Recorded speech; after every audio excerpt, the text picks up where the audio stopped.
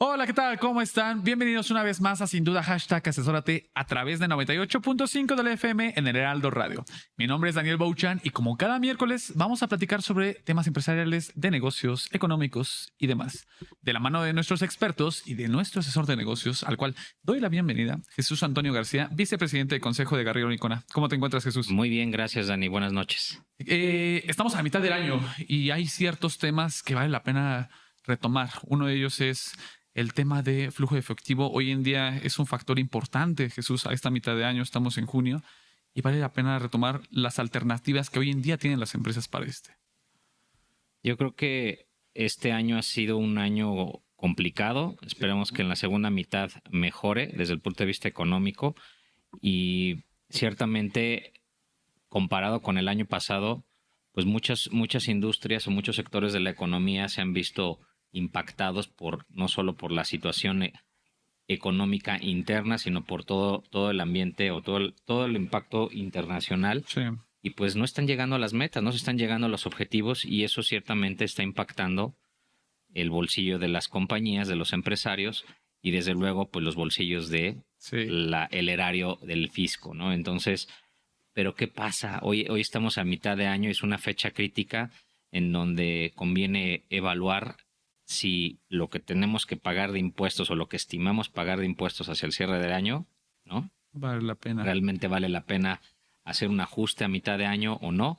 Y bueno, eso es de lo que vamos a estar platicando en este bloque, entre otros, ¿no? Porque aparte vamos a tener otro bloque interesante. Exacto, vamos a platicar más adelante sobre el tema de cartas de invitación, retomando lo que hemos platicado la semana pasada, pero en este momento vamos a platicar sobre la opción o reducción de pagos provisionales, como bien se les conoce. Sí, pero para la gente que nos está viendo, nos está escuchando, en el siguiente bloque les dejamos también ahí la piedrita, la cosquillita de que en el siguiente bloque, porque cartas de invitación, pues ya hemos hablado en el pasado también. Sí. Pero esta vez, en esta ocasión, vamos a estar hablando de un toque más interesante porque la reforma judicial viene a agregar un ingrediente muy peculiar, ¿no? Ya tenemos votación definida de jueces, magistrados y ministros. Entonces esto viene a cambiar mucho la manera en cómo tenemos que ver las cosas y la manera como tenemos de ver las cosas desde el punto de vista legal, fiscal. Totalmente. ¿No? Y anticiparnos justamente. Entonces yo creo que esa parte del programa va a estar bien interesante. Van a estar otros especialistas, pero bueno, lo dejamos ahí para que la gente no se nos vaya. No se vaya para esta segunda parte del programa, pero para esta primera parte vamos a hablar sobre reducción de pagos provisionales y voy a presentar a nuestros invitados. Del lado izquierdo, Gabriel Ángeles, socio y director de cumplimiento fiscal de Garrido Licona. ¿Cómo te encuentras, Gabriel? Todo muy bien, Dani. Muchas gracias por la invitación. Gracias por acompañarnos nuevamente. Estuvimos abusando de ti y de tus participaciones en marzo. Creo que lo estamos haciendo de nuevo porque ya van como 3 episodios nuevamente que nos vas a apoyar platicando de estos temas. Un gusto, siempre. Y para hablar de este tema, Omar Rangel, voy a presentarlo, socio del área de cumplimiento fiscal en Garrido Licona. ¿Cómo te encuentras, Omar? ¿Qué tal? Buenas noches, muy complacido de acompañarlos. Ya tenía tiempo que no nos acompañabas para hablar sobre temas fiscales. Gracias por acompañarnos de nuevo. Un gusto. Ya perfecto. Un rato, bueno, creo que sí, no te había tocado, ¿verdad? No, de hecho ya tiene tal vez 6 meses que no nos puedes acompañar, pero qué bueno que te diste el tiempo. Te vamos a esperar. Nos da el exactamente. Pues bueno, platiquemos de lleno sobre este tema. Reducción de pagos provisionales. Hoy en día ya existe la alternativa. Estamos en junio y a partir de junio, tengo entendido, ya existe esta alternativa. Platíquenos más. ¿Qué es? ¿En qué consiste? Sí, claro. Yo creo que es fundamental que antes de entrar en el tema de reducción de coeficiente y en el tema de pagos provisionales, hacernos un pasito para atrás, ¿no? Para entender de qué estamos hablando. Fundamental comentar que las empresas, las personas morales, como se les llama, si bien es cierto, tienen que hacer un pago de la declaración anual en el mes de marzo, que ya lo transitamos, ya lo vivimos. Es una fecha en donde surgen ahí varios atributos, ¿no? Se les llama como parte de la presentación de esta declaración anual. En la presentación de la declaración anual, las empresas pudieran generar saldos a favor, pérdidas, y también hay que ver el factor coeficiente de utilidad, ¿no? Generalmente estos pagos se hacen, generalmente en marzo, hay ciertas variaciones, pero la gran mayoría lo hacen en marzo. Sin embargo, las mismas disposiciones, las mismas leyes fiscales te establecen que se tienen que ir haciendo pagos provisionales o parciales. Ok. Y la mecánica entre la declaración anual, la mecánica de cálculo entre la declaración anual y los pagos provisionales, pues sí es totalmente distinta, ¿no? Ok. ¿Cómo se calculan estos pagos provisionales, Gabriel? Es que yo creo que un tema fundamental es que si bien todos tenemos dimensionados ya lo que es el pago del impuesto anual, Sí. la realidad es que aquí viene todo el tema de fondo de flujo que platicábamos. Por lo que nos dice la ley. La ley nos dice que yo no me tengo que ir hasta el cierre del año para darte el pago del impuesto. No. Lo que nos dice es justo esto que comentaba Omar, en el cual de manera mensual yo le tengo que estar pagando a la autoridad un cierto monto. Y aquí lo que se vuelve fundamental es, ¿y cómo se lo voy a pagar? Y ese pago se da con base en un estimado de utilidad que conocemos como coeficiente de utilidad, que es lo que vamos a tomar como base para ir entregando mes a mes esos montos. De ahí la importancia de llevarlo bien controlado, porque a final de cuentas esto sí es peso tras peso. Obviamente partiendo de la premisa de que hubo utilidad, ¿no? A mí me gustaría rematar este comentario que dice Gabriel, en el sentido de que justo con la declaración anual surgen los factores que vamos a utilizar para el coeficiente de utilidad, que son los ingresos nominales, que es prácticamente los ingresos de la ley menos el ajuste anual por inflación, y la utilidad que se genere. Ok. Y con estos factores vamos a determinar el coeficiente coeficiente de utilidad con el cual vamos a estar pagando durante todo el ejercicio, en este caso 2025. Ok. Te voy a interrumpir, Omar, porque ya estás metiéndote muy técnico y la idea es que la gente nos entienda qué es lo que estamos diciendo, ¿no? A ver, yo decía al inicio que hablábamos de por qué la necesidad. Sabemos que esto es una mecánica que hoy día existe dentro de la ley y que a mitad de año pues pareciera pues recurrente, es recurrente que tenemos que voltear a ver cuál es el análisis de nuestra situación actual. Pero yo creo que particularmente en este año, ¿sí? Resulta mayormente importante el sentarse y analizar el impacto que tiene este famoso coeficiente, porque, ojo, eso es un factor, más allá de cómo lo determinemos, basado en las cifras del año pasado. Correcto. Sí. ¿Ok? Entonces, si el año pasado tuve un año muy bueno, o bueno, vamos a dejarlo así, porque a lo mejor hay buenos y muy buenos, pues resulta que puede ser que mi factor, que es un factor de utilidad, ¿sí?, sea superior, y por lo tanto, cuando lo aplique contra ingresos que obtenga este año, pues probablemente voy a estar anticipando, porque eso se aplica, como ya decían, en los pagos mensuales, voy a estar anticipando más impuesto del que probablemente o muy probablemente voy a estar teniendo que pagar al cierre del año, Sí. ¿no? Y ciertamente, bueno, si hoy día estamos viendo que la situación económica no está dejando o permitiendo llegar a los objetivos trazados desde el inicio, pues es más que seguro, ¿no? O más que probable que no vamos a llegar. Por supuesto. Esperemos que, o sea, ojalá me equivoque, pero es muy probable que no lleguemos. Entonces estamos anticipando impuesto de más al fisco. Sí. Y de ahí que nace esta necesidad de hacer un alto a la mitad de año y decir, a ver, ¿dónde estamos parados? ¿Realmente estoy proyectando llegar a esos niveles de tal suerte que lo que esté anticipando no me lleve a generar que tenga al final del año saldo a favor? Entonces mejor hago aquí un corte de caja, como decimos coloquialmente, y ajustamos, Sí. ¿no? Entonces, de ahí yo partiría, porque esa es la reflexión para mí de ahorita, la importancia de poder comentar este tema, ¿no? Porque al final del día yo creo que no es, para muchas empresas no es algo nuevo, No. pero lo que sí debe de ser, no sé si nuevo, pero al menos dejarle la reflexión a la gente es, ¿en dónde estamos parados? Analizar la situación. Analizar, porque de muchas cada veces empresa. dejamos de lado los Sí. impuestos, se deja al equipo que esté trabajando y asumimos que a lo mejor el equipo está haciendo su chamba, que ojalá y sí, Sí. pero pues obviamente el cuidar el flujo de efectivo, como ya decía Gabriel, es de suma relevancia a estas alturas del partido. Entonces, dicho esto, yo ahora sí me seguiría con el tema de este famoso coeficiente. Digo, hablamos de decir, el coeficiente de utilidad está basado en cifras del año anterior, Ujú. que ya resultaron de las cifras de la declaración anual, ¿no? ¿qué consideraciones habría que tener en torno a ese coeficiente? ¿Hay alguna consideración particular que ustedes estén visualizando a diferencia de otros años o no? Sí, coincidimos totalmente con el análisis que señalas. A mitad del ejercicio del año es la fecha donde incluso la ley te permite el solicitar una reducción en el coeficiente de utilidad.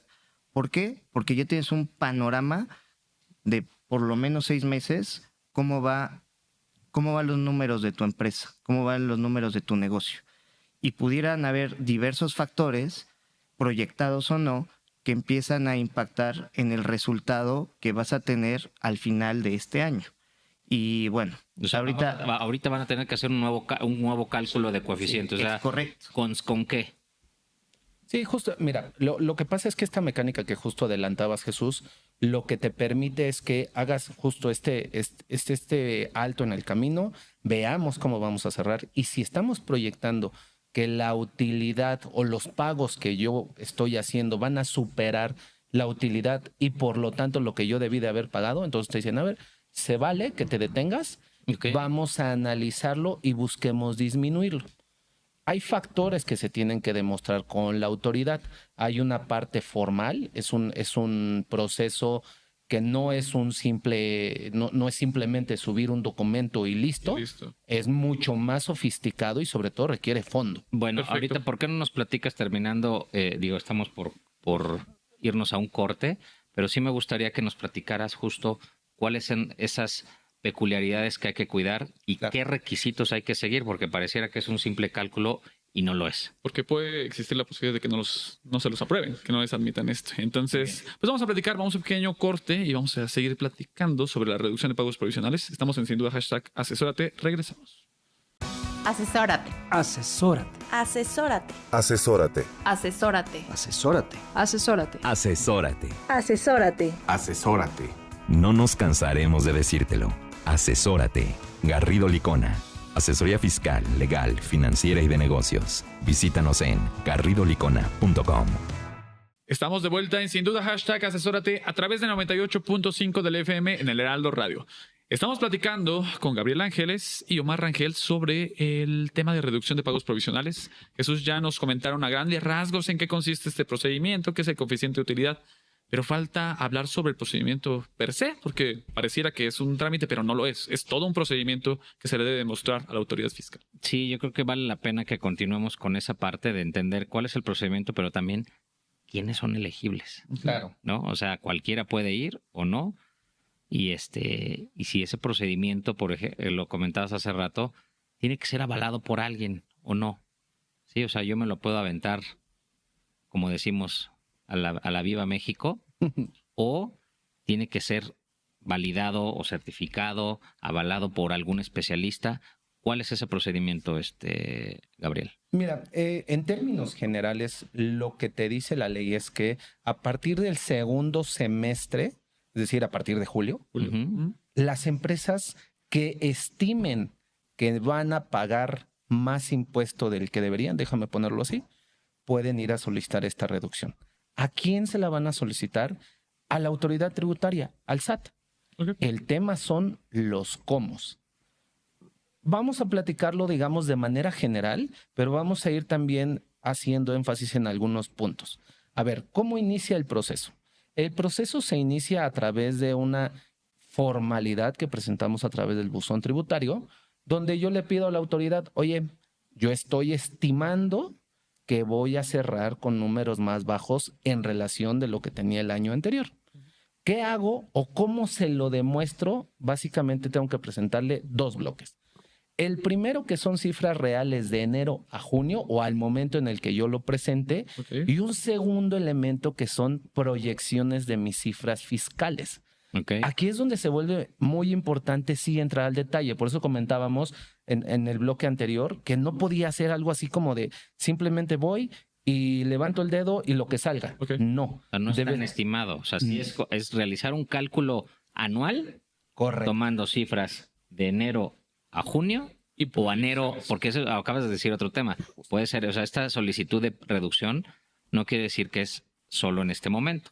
por lo que te estoy entendiendo. O Correcto. sea, puede irse haciendo a partir de la segunda mitad del año, las empresas lo pueden ir solicitando, ahora sí que como vayan necesitándolo, ¿no? Es decir, no es la fecha inicial. O sea, es decir, a partir de junio puedes iniciar el trámite, pero se puede iniciar julio, agosto, septiembre, hasta cuando tú decidas. Es correcto. Aquí fundamental tener en cuenta que lo tienes que presentar un mes antes de la fecha donde tendrías como límite pagar ahora sí que el impuesto. Tienes que un mes antes, Un mes del antes. mes en el que vas a aplicarlo. Por ejemplo. A ver, platícanos, por ejemplo, vamos a poner el de junio. Tendríamos hasta el día de mañana para presentar el del mes de julio. Ok, es decir, digamos que tú tienes hasta el 17 de julio, porque el 17 de agosto se presenta el mes de julio, porque entiendo bien que es Correcto. el segundo semestre, entonces tendrías hasta el 17 de julio para presentar esta opción y de ahí esperar presentar el 17 de agosto, ¿no? Correcto. Y ahí, digo, hay que ser estratégicos en cómo lo presentamos, porque obviamente entre más pronto se haga, Sí. pues tengo más margen para pagar menos de lo que hoy debería de Claro, estar por pagando. supuesto. Entonces, Por eso es que estamos Claro. platicándola ahorita, porque ahorita Sí, claro. te conviene hacer ese análisis y si desde ahorita las cifras te dan para que para que puedas aprovecharlo, pues ya preséntalo. ¿Para qué lo presentas en los meses posteriores? O sea, vas a seguir anticipando pues el impuesto que en principio no debería de ser, ¿no? O sea, haz tu ejercicio. Es más, yo creo que hasta ya vamos tarde, Sí. ¿no? Sí. sí, Es que lo apuntaban muy bien hace un momento. Hay que hacer un acto de reflexión o un análisis de los números para justamente confirmar en qué estatus estamos y si es viable o no viable y conveniente presentar ahorita la reducción del coeficiente de utilidad. Si me permiten, me gustaría un par de experiencias muy breves que nos ha tocado y que es cuando vale la pena justamente sí presentarlo. Nos ha tocado casos en donde son empresas donde están invirtiendo en nuevos negocios o en nuevas áreas y entonces ellos, más allá de que en años anteriores venían creciendo, dicen, de pronto ese dinero que voy generando, pues ahora me interesa invertirlo. Entonces automáticamente sé que voy a tener mayores deducciones y eso me va a representar una utilidad menor durante este año. Entonces, Sí. ¿para qué pago sabiendo que voy a tener incluso una pérdida? Mejor ahorita presento el trámite y Eso puede es ser muy un conveniente. buen punto, porque aquellas empresas que estén viendo esta situación turbulenta en la economía y que estén aprovechando, arriesgando en sí, o verlo como una oportunidad para invertir, bueno, pues esa inversión les puede dar lo que tú acabas de decir. ¿Qué otra, Omar? Y otra experiencia, justo los tiempos cuando se pone el tema de alza de productos, hoy en día puede ser algo que esté sucediendo por justamente toda la controversia que existe con Estados Unidos y demás, los temas arancelarios, puede incrementar el costo. Indirectamente, a lo mejor tú tenías proyectado al inicio del año tener una utilidad, una rentabilidad de X número, que ya una vez en la práctica, en la marcha, en los meses, se ve reducido y en consecuencia, pues ya no vas a generar la utilidad que traías en años anteriores. Más o menos lo que decíamos al inicio, ¿no? Que te puede dar, oye, no estoy llegando a las metas de ingreso, pues en consecuencia, pues también te hayan incrementado tus costos, pues eso sí o sí te va a llevar a desembocar en una disminución sustancial de tu base fiscal al cierre del año. Correcto. Y que además está siendo muy real, ¿eh? Hoy sí estamos viendo todos estos factores macros que están impactando. Ejemplo, todo el tema de inversión que ahorita platicaba Omar.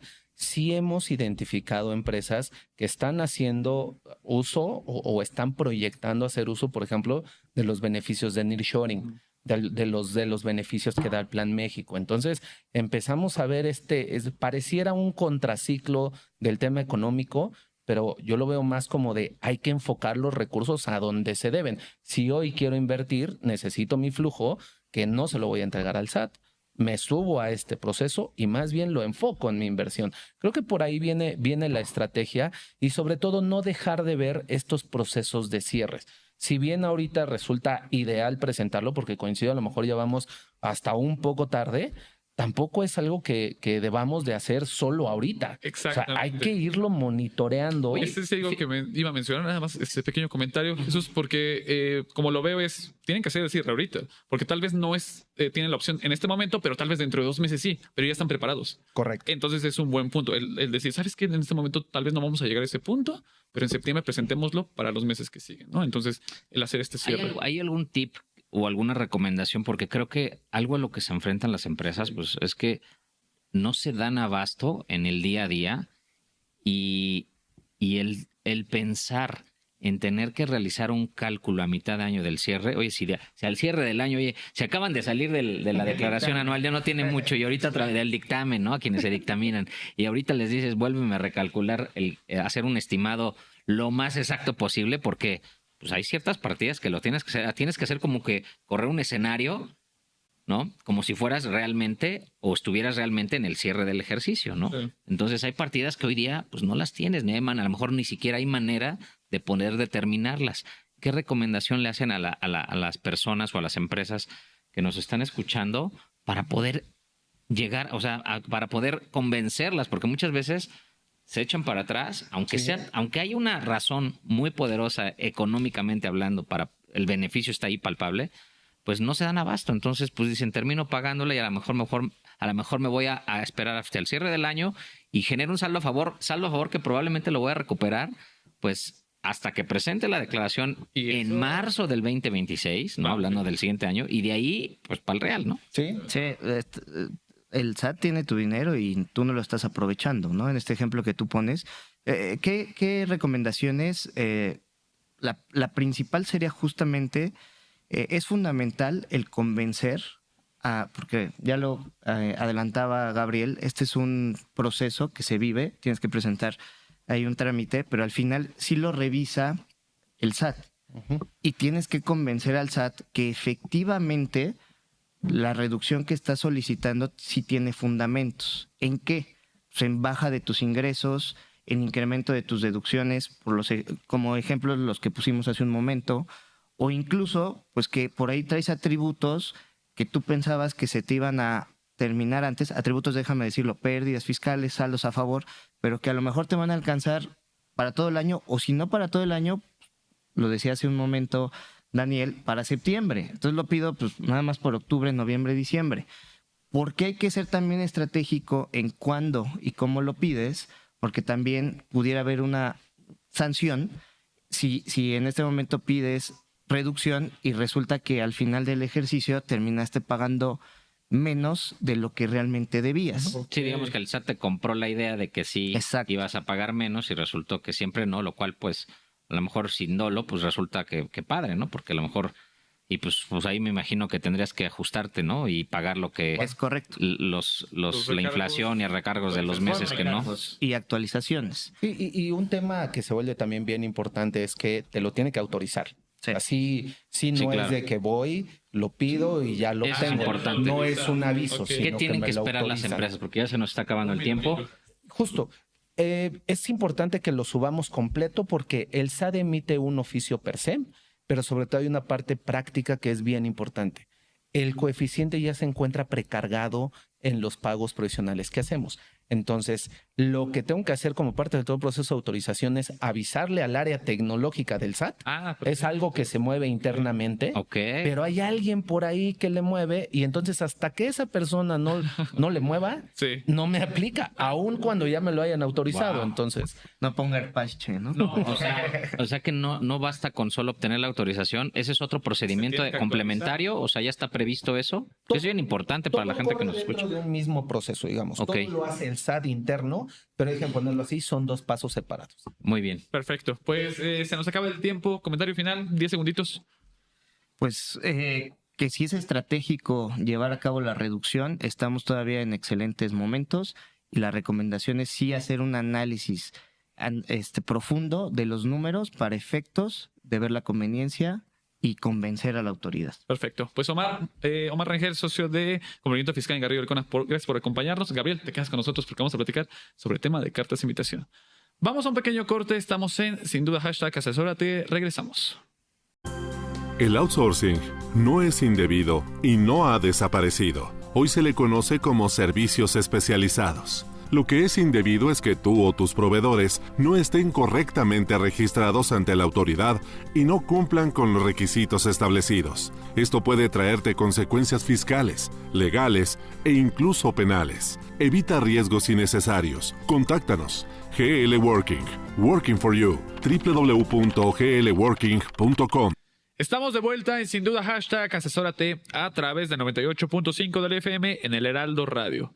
Jesús, la semana pasada platicábamos sobre la cancelación y la restricción de los sellos digitales y platicamos de casi todo, por casi todo te pueden cancelar o restringir los sellos digitales, pero una de las situaciones era el tema de las cartas de invitación. Hoy en día las cartas de invitación es uno de los esfuerzos más eficientes de la autoridad fiscal. Sí, a ver, platicamos de la restricción de sellos o eventual cancelación como un mecanismo, pues, ¿sí?, de forzar, ¿no? De hacernos manita de puerco para tratar de corregir de manera, pues, pronta, sí, ¿no?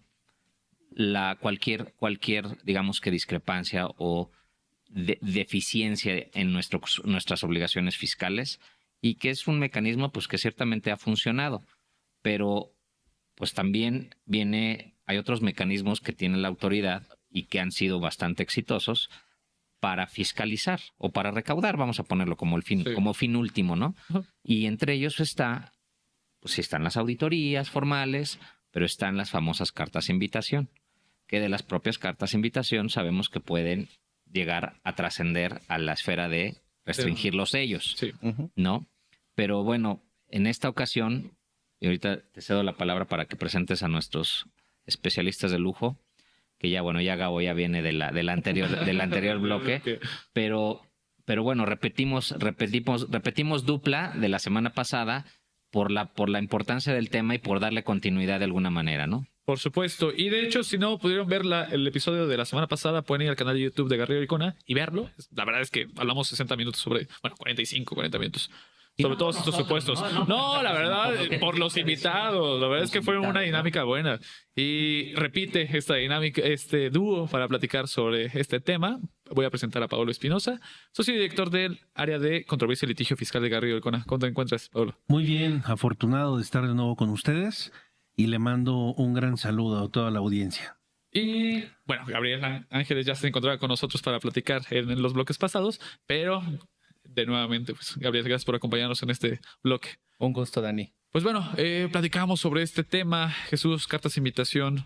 Hoy en día, pues hay que ser preventivos, no hay que ser reactivos. Bueno, a mí me llama la atención primero que nada, Pablo, sí, y Gabo, porque es que la carta de invitación, sí, o por qué seleccionaron que la carta de invitación, boga, ¿no? por qué está en boga y cómo es que lo vinculamos con todo este ambiente que, pues de alguna manera sí se ha visto controvertido y polarizado alrededor de la reforma judicial. Ya lo decíamos hace rato, ya hubo una elección para definir jueces, magistrados y ministros, ¿no? Entonces ya empieza a darse los nuevos pasos, los pasos iniciales a esta nueva era de una reforma judicial pues ya determinada. Y ahora, ¿qué es lo que nos conviene? ¿Por qué lo enfocaste a la parte de las cartas de invitación? Cuéntanos. Mira, todos sabemos qué fue lo que pasó hace algunas semanas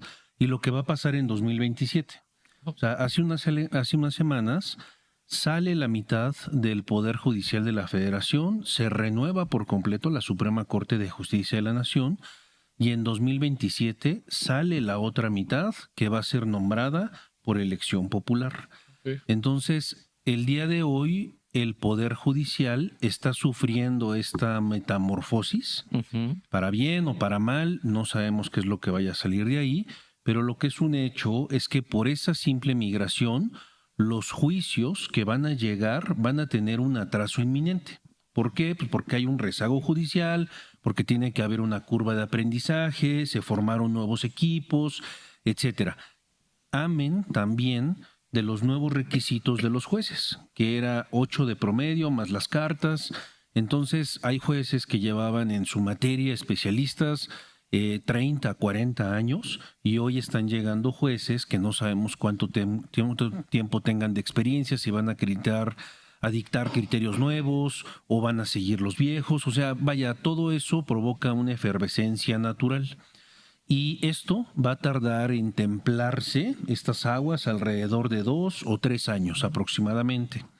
Entonces, yo creo y estoy convencido de que hoy son tiempos de llegar al escenario judicial solo en caso de ser necesario y tratar de hacer lo posible para no llegar a un escenario de litigio.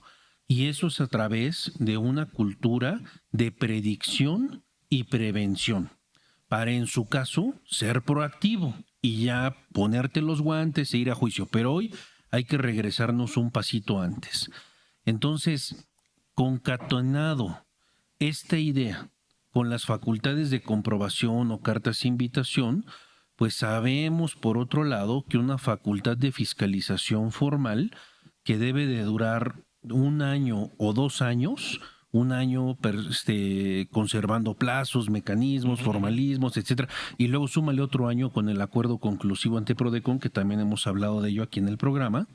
Entonces, normalmente un ejercicio de facultades de comprobación se tarda 2 años. Claro. Y desde hace ya algún tiempo, 2, 3, 4, 5 años, ha habido un cambio de la administración tributaria en donde migraron de esta facultad de fiscalización formal, me refiero con formalismos, a una metodología más eficiente que son las facultades de gestión, entre ellas la carta de invitación, cancelación de sellos, etcétera.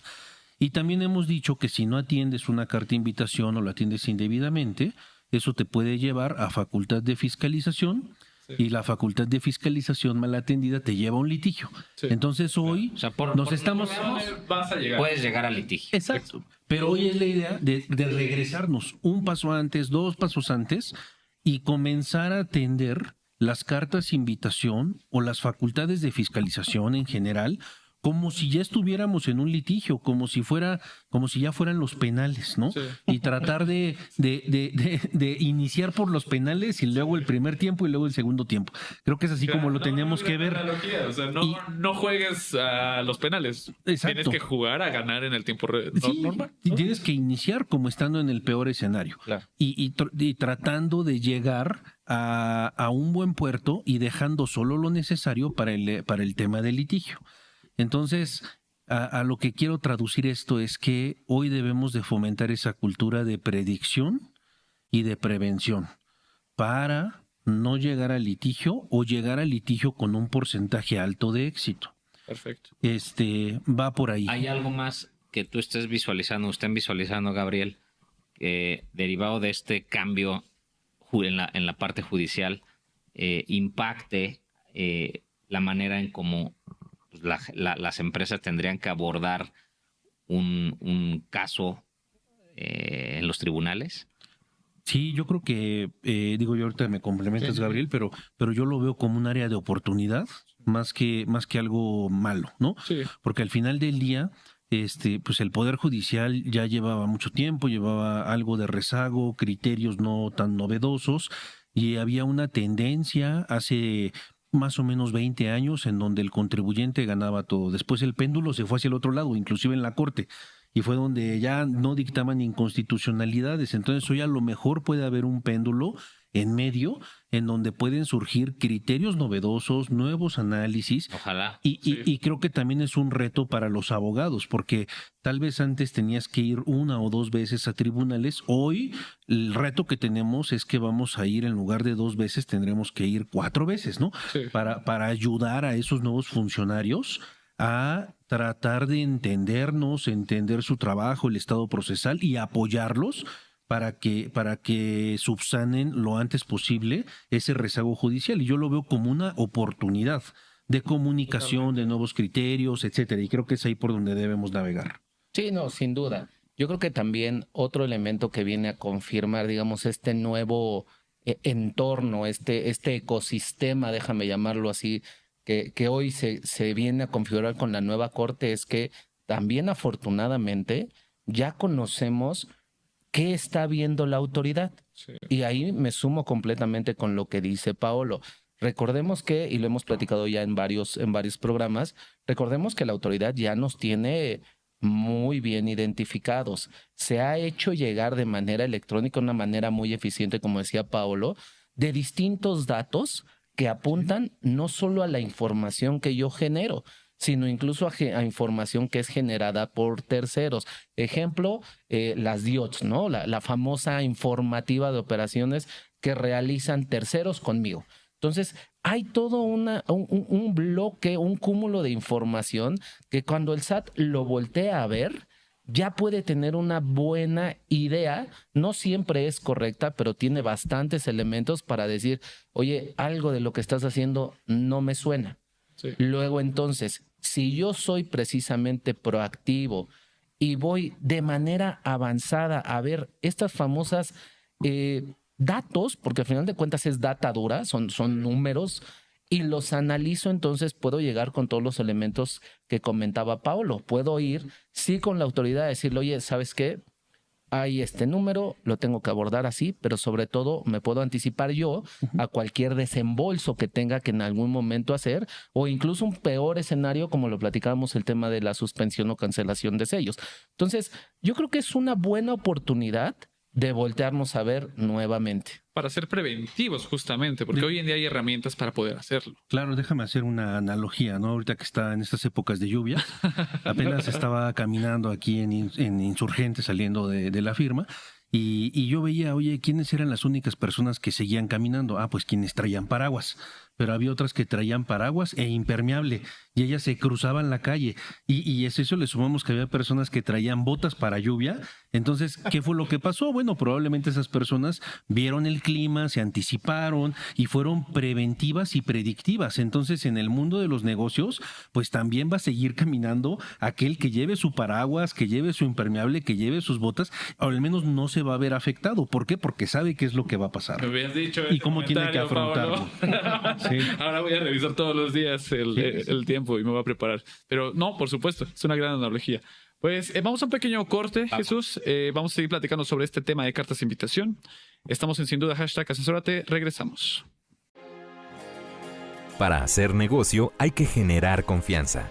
En GL Auditoría analizamos y nos aseguramos que la información financiera de tu empresa genere confianza y tranquilidad para tus clientes, socios, autoridades e instituciones financieras, entre otros. GL Auditoría. Preservamos tu patrimonio. www.glauditoria.com.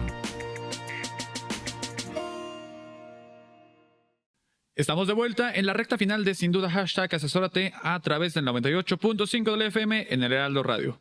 Jesús, ya platicamos sobre las cartas de invitación hoy en día porque es importante en esta era post-reforma judicial. Sin embargo, vale la pena también platicar sobre qué pueden hacer las empresas para evitar llegar a ciertos actos de litigio. Sí, usando tu analogía de la lluvia y de la preparación o anticiparte a que salgas bien equipado. ¿Qué es lo que ustedes recomiendan a las empresas para justo ponerse o llevar su paraguas o su sombrilla, sus botas, exacto, su impermeable y demás, y pues evitar de que si caminas por una zona donde hay un charco no te pase el camión y te empape? Y sigas caminando. Y que puedas seguir caminando a pesar de... te sientas cómodo porque va a seguir lloviendo, ¿no? Eso es algo que no puedes prever. Todo, y no sabes cuándo va a llover. Y sobre todo, exacto. Eso es lo que dice el pronóstico del clima. Exacto. ¿No? Pues mira, yo creo que en primer lugar tenemos que conocer qué es lo que está pasando con la persona que tenemos enfrente, es decir, con la administración tributaria. Desde por cuánto van en metas de recaudación, cuánto llevan, cuáles son sus retos, porque al final del día eso les va a marcar una tendencia en fiscalización.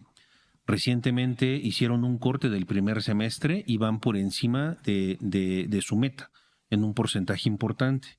Pero también ya en el día a día pues tenemos que saber y conocer por qué te lanzan una carta de invitación, por qué te fiscalizan, cuáles son los criterios normativos no vinculativos del SAT, es decir, las interpretaciones que desde su punto de vista son prácticas fiscales indebidas, para saber si tu empresa o tú como persona cuadras en alguna de estas posturas a fin de cambiarla para erradicarla, porque si no el SAT te va a ver con malos ojos. Sí. Conocer los supuestos que los anticipamos en algún programa por los cuales te pueden restringir o inclusive cancelar sellos digitales. Pero también algo que pasa recurrentemente en la práctica es que llega una carta de invitación, la atienden las empresas, pero solamente te preguntan por ciertos conceptos o por ciertos años, y piensan algunas empresas que por atenderla y no hubo una fiscalización formal, ya se acabó y están bien, y eso no necesariamente es correcto. Sí, y creo que esa parte que dices, Paulo, sí se nos va. O sea, le hemos identificado mucho que nos va bien, salimos en hombros, digamos, vamos bien, cerramos bien, pero dejamos de tomar esas alertas que nos dio la información. Otra vez, la data me está diciendo mucho de lo que me está viendo el SAT. Ejemplo, hace rato platicábamos de terceros. A ver, ¿qué pasa si yo identifico en un año, pongamos 2024, que estaba haciendo malas retenciones? Que porque el sistema le moví un dato, entonces las retenciones estaban desfasadas un mes. Pues es un buen momento que cuando yo lo identifique, voltee a ver a lo mejor qué pasó en 2023, qué pasó en 2022 y también qué estoy haciendo en 2025. Sí. Porque seguramente esta situación que a final de cuentas se genera a través de sistemas, probablemente también falló.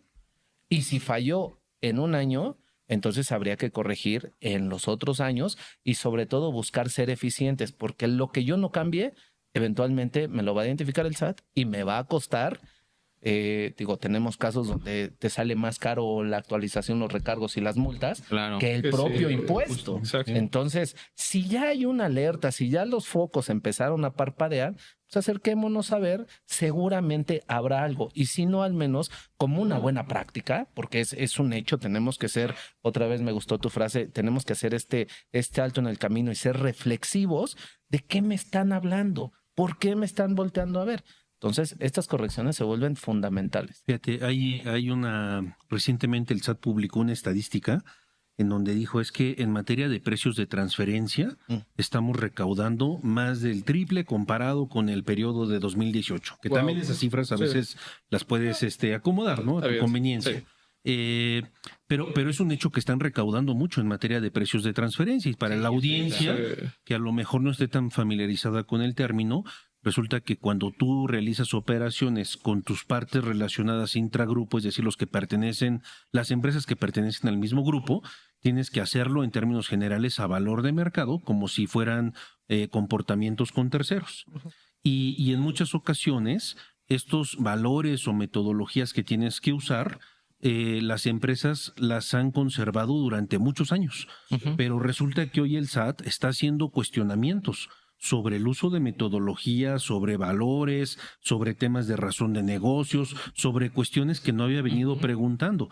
¿Y eso en qué se reflejó? En una recaudación máxima que hoy le están presumiendo en 2025. Entonces, ese es otro ejemplo en donde a veces hay grupos de empresas que tienen su estudio de precios, tienen sus análisis, sus valores de funciones, activos, riesgos, etcétera, pero hoy creo que vale la pena cuestionarse, oye, ¿lo estoy haciendo bien? ¿Puedo hacerlo mejor? Claro, ¿puedo tener un completo? Claro. El SAT puede voltear a ver mi metodología.